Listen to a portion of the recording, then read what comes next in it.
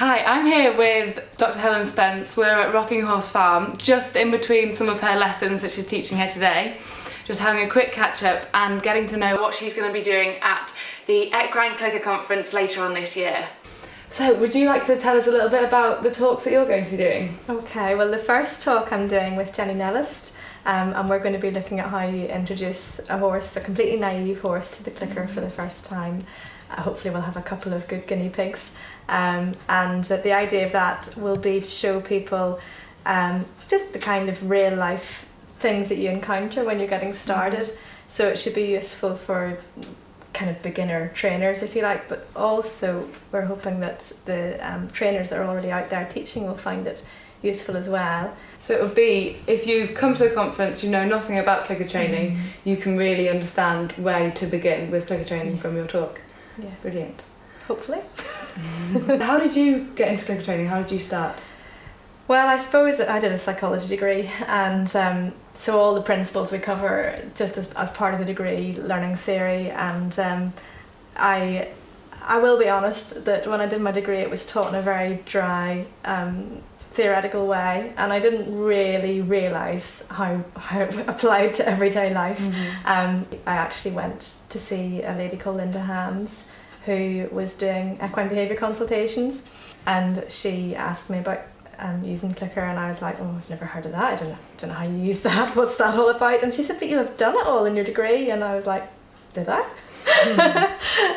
And of course when she showed me what it was and explained, I was like, oh, okay. So I had one of those real light bulb moments, and I suppose for me it was a very gradual thing. Over sort of a couple of years after that I started to play about with it and integrate it into bits and pieces of what I was doing, but I certainly didn't use it for everything. I think we all probably come to it that way. We kind of use it for the stuff that we see that we need to use it for, and everything else we carry on doing the way we've been doing for years. So what were the things that you've needed to use it for then? Oh well, I mean the first ever horse that I worked with was the yard I was working on. It was one of the liveries horses, and she wanted to teach him to play with a jolly ball. She just thought it would be fun, and I thought brilliant. And of course we started teaching him, and we got him taking it in his mouth, and we were doing really well. And then I started getting it gradually closer to the floor so that we could teach him to do a retrieve, and he wouldn't put his head down to the floor to take hold of it. And it turned out that the poor old horse had a sinus infection, and so his head must have been really sore, and lowering his head to lift the jolly ball was the last thing on his mind.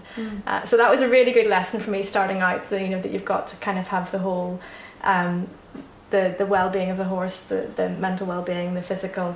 It's not just about clicking and treating stuff. So do you think that experience is what you got you into the looking at the more emotional side of the horse with this sort of training? And how you can...